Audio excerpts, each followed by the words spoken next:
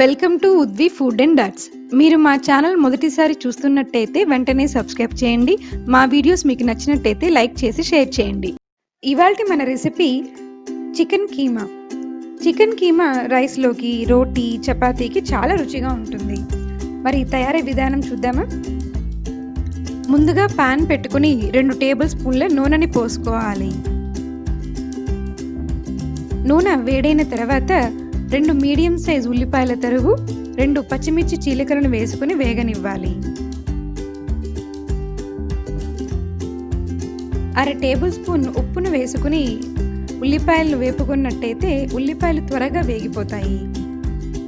మంటను మీడియం ఫ్లేమ్లో పెట్టుకుని ఉల్లిపాయలు లైట్ బ్రౌన్ కలర్ వచ్చేంత వరకు వేగనివ్వాలి.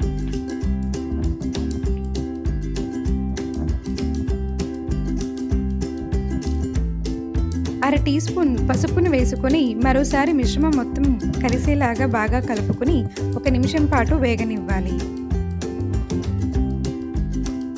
1 టేబుల్ స్పూన్ అల్లం వెల్లుల్లి పేస్ట్ వేసుకుని దాని పచ్చివాసన పోయేంత వరకు వేగనివ్వాలి. తర్వాత 200 గ్రాముల చికెన్ కీమాని వేసుకుని బాగా కలుపుకొని మరో 5 నిమిషాల పాటు వేగనివ్వాలి.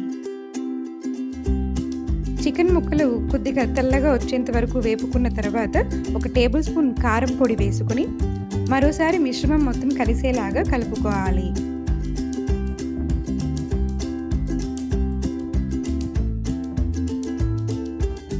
ఒకటి మీడియం సైజ్ టమాటో ముక్కలను వేసుకుని మరోసారి కలుపుకోవాలి. రుచికి సరిపడా ఉప్పును వేసుకుని మొత్తం మిశ్రమం కలిసేలాగా బాగా కలుపుకోవాలి. 1/2 కప్పు నీళ్లను పోసుకుని కలుపుకోవాలి. ధనియాల పొడి 1 టేబుల్ స్పూన్, వేయించిన జీలకర్ర పొడి 1 table spoon, garam masala 1/2 table spoon వేసుకుని మరోసారి కలుపుకొని 5 నిమిషాల పాటు ఉడికించుకోవాలి. ఉడికిన తర్వాత చిన్నవిగా కట్ చేసుకున్న కొత్తిమీర ముక్కలు వేసుకుని కలుపుకోవాలి.